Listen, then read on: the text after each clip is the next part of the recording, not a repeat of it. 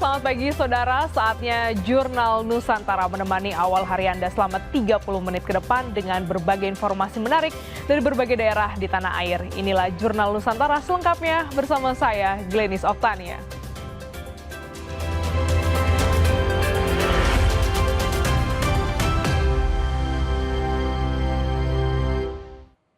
Polisi melakukan rekayasa lalu lintas satu arah dari Sukabumi menuju Jakarta. Hal ini dilakukan karena adanya penumpukan kendaraan di jalur arteri nasional sejak siang hingga sore hari.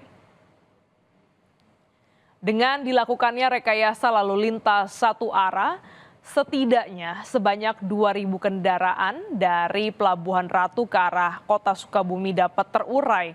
Pemberlakuan satu arah menuju Jakarta dilakukan sejak pukul 5 sore, sementara kendaraan dari arah sebaliknya terpantau mengular menunggu rekayasa lalu lintas dinormalkan.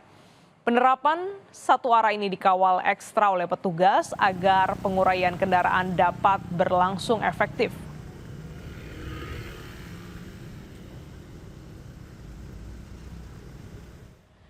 Sementara itu, pemandangan arus balik pemudik di Pelabuhan Ketapang pada Sabtu malam terpantau padat.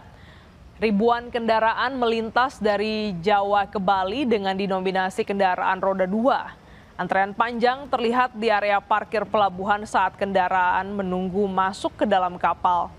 Menurut data, sejak Sabtu pagi hingga siang, pembelian tiket lintasan Jawa-Bali sudah mencapai 5.000 kendaraan dan angka ini akan terus bertambah hingga malam hari. Sebanyak 35 kapal disiagakan untuk mengangkut pemudik dan arus balik dari Jawa ke Bali diprediksi akan terus meningkat hingga hari ini.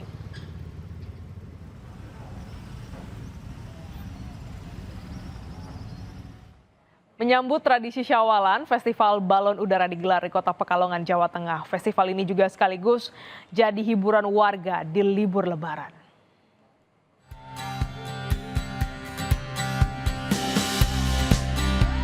Puluhan balon warna-warni menghiasi langit biru Kota Pekalongan, Jawa Tengah. Sebanyak 40 balon udara diterbangkan dari Stadion Hugeng menyambut tradisi Syawalan yang digelar sepekan setelah Lebaran. Balon yang terbangkan wajib diikat agar bisa dikendalikan ketinggiannya sehingga tidak membahayakan lalu lintas penerbangan. Festival balon udara jadi magnet wisata bagi ribuan pengunjung yang mencari hiburan di libur Lebaran. Yang pertama, dengan adanya festival balon ini masyarakat jadi mengembangkan kreativitasnya. Kemudian dengan adanya seperti ini tidak akan mengganggu jalur penerbangan. Festival balon ini digelar pemerintah Kota Pekalongan bekerjasama dengan Airnav Indonesia. Selain sebagai tradisi Syawalan, kegiatan ini diharapkan bisa mengurangi penerbangan balon liar yang membahayakan penerbangan di langit Kota Pekalongan. Ari Himawan, Kompas TV, Pekalongan, Jawa Tengah. Kemeriahan Idul Fitri juga masih terasa di Solo, Jawa Tengah. Warga mengikuti tradisi Lebaran Ketupat atau Kupatan yang digelar pada 8 Syawal atau sepekan setelah Idul Fitri.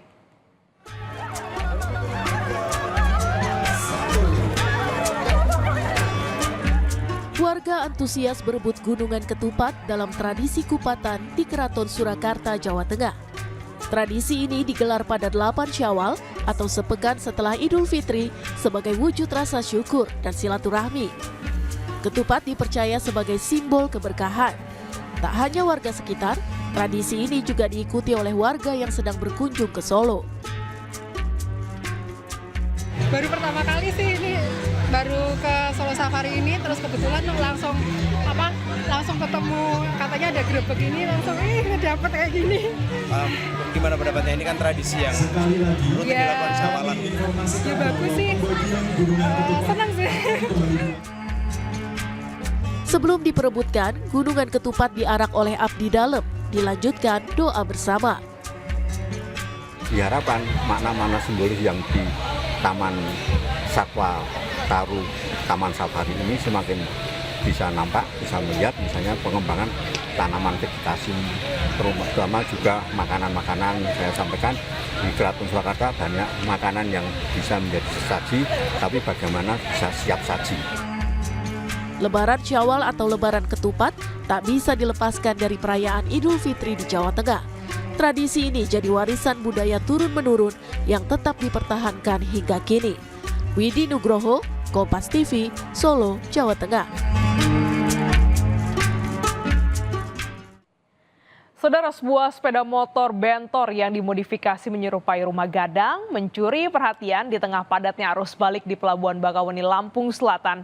Bentor ini dikendarai oleh satu keluarga pemudik dari Sumatera Barat menuju Bogor. Di tengah padatnya arus mudik di Pelabuhan Bakauheni, Lampung, sebuah sepeda motor bentor yang dimodifikasi menyerupai rumah gadang mencuri perhatian pemudik. Kendaraan unik yang dihiasi replika rumah adat Minangkabau itu dikendarai Jeffrey, pemudik asal Kabupaten Padang Pariaman, Sumatera Barat. Seluruh bagian bentor ditutup limbah plastik bekas bungkus kopi yang disusun rapi menyerupai dinding dan atap rumah gadang, lengkap dengan ornamen dan lampu warna-warni yang membuat tampilannya mencolok. Jeffrey bilang modifikasi itu dilakukan agar 4 anggota keluarganya dapat ikut dalam satu kendaraan, sekaligus sebagai upaya menampilkan identitas budaya Minangkabau selama perjalanan mudik. Dia mengaku menargetkan tiba di Bogor pada malam takbiran. Namun rencana itu tertunda akibat cuaca buruk yang dihadapi sepanjang perjalanan, sejak dari Sumatera Barat hingga Lampung. Pariaman. Dari Pariaman. Nah, kenapa sih motor kita harus dimodif seperti ini? Suka aja Om, karena saya orang Padang. Orang Padang. Iya, biar tahu semua dunia kalau saya itu orang Minang. Gitu. Tapi sering hujan, prediksikan takbiran aku udah sampai Bogor. Mau hujan terus Om.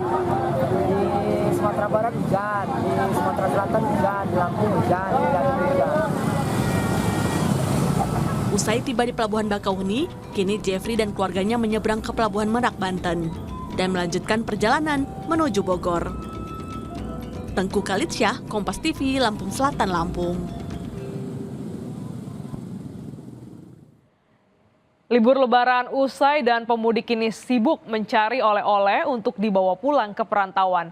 Di Lampung, toko oleh-oleh ramai diserbu pembeli. Ada yang ingin membeli buah tangan khas Lampung bagi keluarga dan juga kerabat di rumah. Kesibukan tampak terlihat di salah satu pusat oleh-oleh di kawasan Teluk Betung Selatan, Bandar Lampung, di penghujung libur Lebaran kali ini. Ribuan pemudik tiap harinya memenuhi toko ini untuk berburu oleh-oleh khas Lampung sebagai buah tangan bagi keluarga dan kerabat di perantauan. Keripik pisang, kopi dan kemplang jadi primadona yang paling dicari. Salah satu pengunjung, Oki Kusuma, bercerita, ia dan keluarganya tengah dalam perjalanan pulang usai mudik ke kampung halaman istrinya di wilayah Punggur, Kabupaten Lampung Tengah. Oki bahkan rela mengantre lama untuk membayar demi bisa pulang membawa oleh-oleh khas ini. Dari H-1 Lebaran. Oh iya. Banyak sih. Ada keripik pisang yang khas Lampung kan ya. Kemudian juga ada apa ini ya? Pasti beli oleh-oleh Bang. Pasti beli oleh-oleh. Gimana Bang, suasana ini ramai atau gimana Bang? Ramai banget ini antriannya sampai di sini. Ekornya padahal kasirnya di sana. Pengelola toko oleh-oleh ini pun mengaku 2 hari setelah Lebaran jumlah pembeli meningkat yang didominasi oleh pemudik asal Jabodetabek. Ini belum termasuk pengunjung asal Sumatera Selatan yang juga biasa berbelanja di tempat ini. Cuma kalau untuk kunjungan tahun ini berbeda dengan kunjungan tahun sebelumnya. Kalau tahun sekarang ini justru lebih banyak yang berkunjung itu dari Jabodetabek. Jabodetabek. Pemudik. 90% pemudik lah. Nah, tahun ini memang tetap masih banyak yang dicari adalah tentunya keripik pisang karena itu adalah ciri khas daripada oleh-oleh khas Lampung. Tetapi agak bergeser ke kerupuk dan kemplang itu memang paling banyak diminati. Tahun ini terjadi peningkatan pengunjung sebesar 85% jika dibandingkan dengan momen libur Lebaran tahun lalu. Pengelola toko berharap semakin banyak pengunjung yang datang hingga akhir masa liburan. Roma Afria Idam, Kompas TV, Lampung. Saudara, seperti apa pengawasan terhadap penangkapan ikan pora-pora di kawasan Danau Toba? Sesaat lagi kami hadirkan ulasannya bersama Jenny Masniari, Kabid Perikanan Tangkap Dinas Kelautan Perikanan Pemprov Sumatera Utara di Jurnal Nusantara.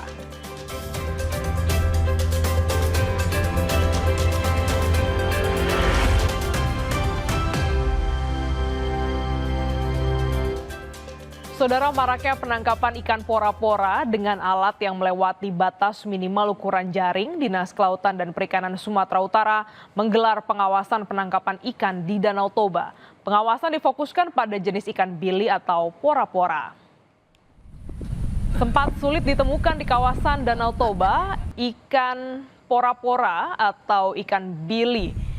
Ini cukup kembali mudah ditemukan di Danau Toba. Tingginya permintaan dan harga yang lumayan mahal membuat ikan ini jadi incaran nelayan, terlebih dengan tingginya permintaan bahan baku pembuatan ikan crispy yang membutuhkan ikan berukuran kecil. Akibatnya banyak masyarakat menggunakan alat tangkap yang jauh lebih kecil dari ketentuan berukuran 0,5 cm dan 1,5 cm. Penggunaan alat ini melanggar aturan minimal ukuran yakni mata jaring 2,5 cm sesuai pasal 7 Peraturan Menteri Kelautan dan Perikanan nomor 36 tahun 2023. Kepala Bidang Pengawasan Sumber Daya Kelautan dan Perikanan Sumatera Utara Jafar Sidik bilang, penggunaan alat tangkap yang melewati batas minimal akan menyebabkan penurunan populasi ikan secara signifikan. Ukuran ikan yang boleh ditangkap harusnya mengacu pada ukuran ikan yang sudah melewati panjang minimal 10 cm.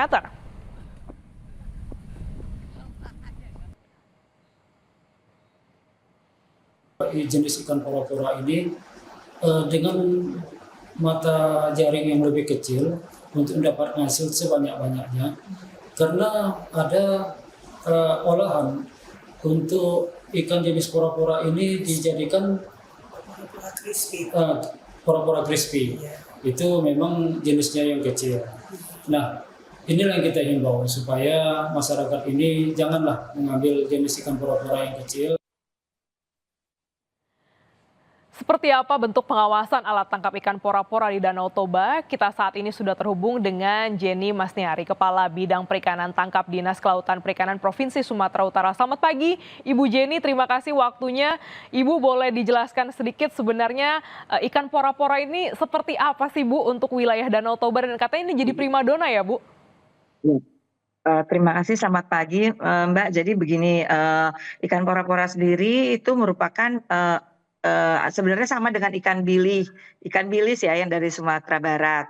Jadi itu sebenarnya introduksi ke perairan Danau Toba, atau kita dengan nama latinnya itu Mistacoleocus padangensis. Jadi memang ini memang berasal dari Sumatera Barat. Ini ikan ini sudah hampir kemarin karena ada penangkapan yang berlebih itu ya, jadi populasinya semakin berkurang. Dari catatan kami dari data statistik, satu data dari Kementerian Kelautan dan juga yang memang penginputan dari kabupaten kota, bahwa mulai ada penangkapan ikan itu mulai di tahun mulai cenderung ada ikan pora-pora kembali itu di tahun 2023. Ini di sekitar Danau Toba itu Mbak ada di 2 kabupaten. Hasil tangkapan itu di Karo dan di satu lagi di Humbang Hasundutan. Nah, itu sudah ada mulai dari tahun 2023. 2022 dari data statistik itu belum ada tuh angka penangkapan ikan di sana. Tapi 2023 ada di Karo sebanyak 10,2 ton. Kemudian di tahun 2002 itu tahun 2023 ya. 2025-nya kemudian ada 10,53 ton. Sedangkan untuk di Humbang Hasundutan tahun 2025 ada penangkapan ikan untuk bilih atau ikan pora-pora itu sebanyak 1,92 ton.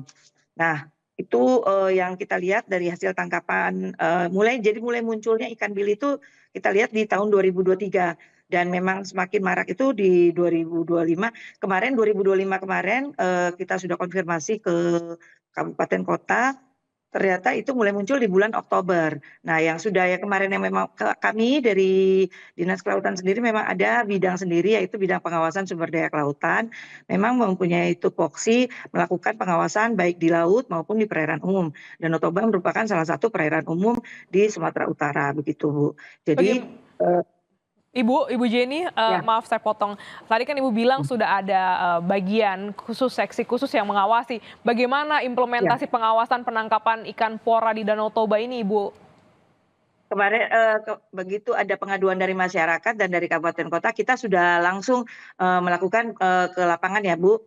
Kita kemarin kalau saya tidak salah kemarin tanggal 6 Maret kita bersama dengan UPT KKP juga, UPT PSDKP Belawan yang punya KKP, kita bersama-sama turun ke Simalungun dan di Simalungun di Padang Sidamanik dan kemudian ke Kabupaten Toba itu ke Ajibata. Jadi kita sudah melihat di mana kita mengetahui bahwa di Simalungun itu mereka ada menggunakan bagan tancap dan menggunakan bubu. Itu alat tangkapnya tidak terlarang. Tetapi mereka memakai seperti yang tadi disebutkan, jaringnya itu terlalu kecil, mata jaringnya di bawah aturan Permen KP yang harus hanya boleh 1 inci atau 2,5 cm. Mereka di Toba itu menggunakan mata jaring yang 1,5 cm, sedangkan di Simalungun lebih kecil lagi 0,5. Jadi sehingga juvenil atau benih-benih ikan itu semua tertangkap dengan jaring tersebut. Malah semua biota laut, biota yang ada di danau itu juga tertangkap. Itu kan tidak boleh ya. Jadi dapat menurunkan populasi begitu, Bu. Jadi hasil kemarin kami turun itu sudah kami sosialisasikan dan memang kabupaten, kami setuju dengan kabupaten bahwa nanti kami akan melakukan lebih aktif lagi sosialisasi. Kemarin kita ketemu sama nelayan yang melakukan penangkapan ikan itu, mereka setuju, mereka mau berhenti, tapi mereka bilang jangan kami saja, ini kan sudah banyak nih gitu. Jadi mau di desa-desa lain, kecamatan lain juga harus dikasih tahu. Jadi kita udah sepakat, Bu, dengan kabupaten kemarin Kabupaten Toba dan Kabupaten Simalungun, kami akan mengaktifkan sosialisasi ini dan mengeluarkan mungkin nanti surat edaran dari Pak Gubernur ke kabupaten kota bahwa untuk aturan penangkapan ikan pora-pora ini. Jadi jangan sampai punah atau berkurang populasinya seperti pada tahun 2003. Itu kan terakhir di 2003 tuh, Mbak, yang banyak marah, kemudian karena penangkapan berlebih sampai data tahun 2022 itu belum ada nih ikan bili ini ikan pora-pora atau ikan bili ini ditangkap lagi di perairan Danau Toba. Baik, karena mungkin sudah berkurang itu.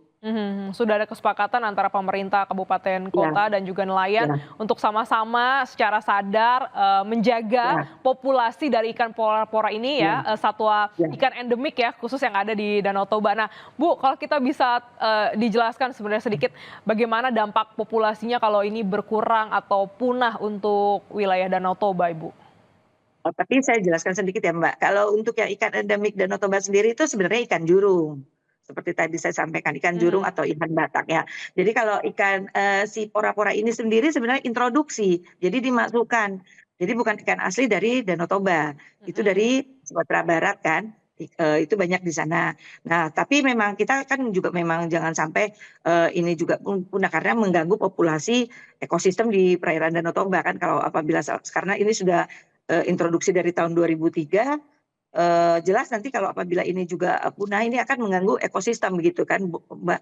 Nanti mungkin nanti akhirnya berlebih biota tanaman yang di sana karena tidak ada lagi ikan pora-pora ini misalnya, nanti dia tidak mengganggu begitu lebih rincinya. Memang kita belum pernah melakukan penelitian ya, Mbak, seperti Mbak tadi bilang, apa sih sebenarnya dampaknya kalau ikan pora-pora ini nggak ada begitu kan, Mbak? Baik, jadi memang kesepakatan bersama dengan pemerintah kabupaten kota, nelayan untuk terus mengawasi penangkapan dan juga untuk menjaga populasi dari ikan pora-pora ini. Terima kasih Kepala Bidang Perikanan Tangkap Dinas Kelautan Perikanan Provinsi Sumatera Utara, Ibu Jenny Masniari telah bergabung di Jurnal Nusantara. Sehat selalu, Ibu. Terima kasih. Saudara, usai jeda kami ajak Anda untuk berkunjung ke Pantai Zakat Bengkulu yang menjadi salah satu destinasi wisata favorit saat libur Lebaran.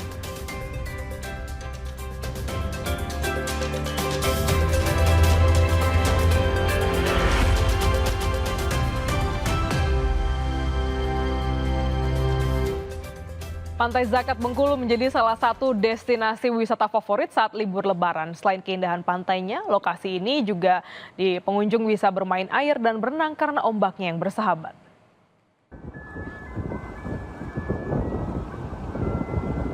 Wisata air Pantai Zakat yang terletak di Kecamatan Teluk Segara, Kota Bengkulu, ramai didatangi pengunjung dari dalam maupun luar daerah yang memanfaatkan libur Lebaran bersama keluarga.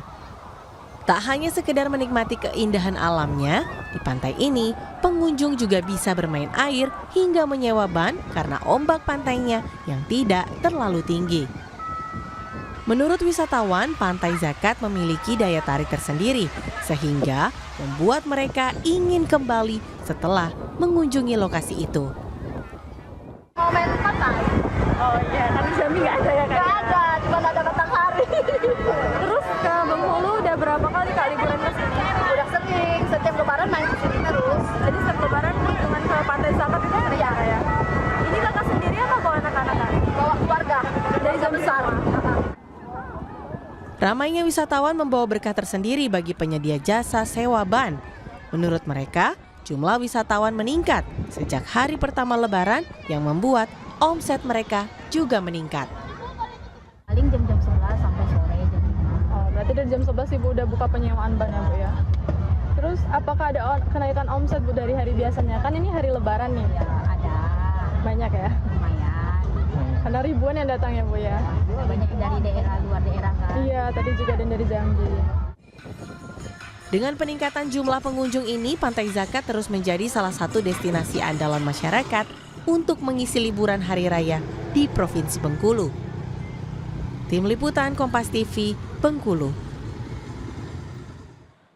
Objek wisata Danau Sipin, Kota Jambi jadi destinasi wisata yang menawarkan keindahan alam dan juga kearifan lokal yang kaya. Di hari libur, lokasi ini ramai dikunjungi warga. Objek wisata Danau Sipin Kota Jambi adalah destinasi wisata yang menawarkan keindahan alam dan kearifan lokal yang kaya. Danau ini terbentuk dari aliran Sungai Batanghari yang terpisah secara alami dan memiliki luas sekitar 40 hektar. Danau ini berada di Kecamatan Telanepura, Kota Jambi.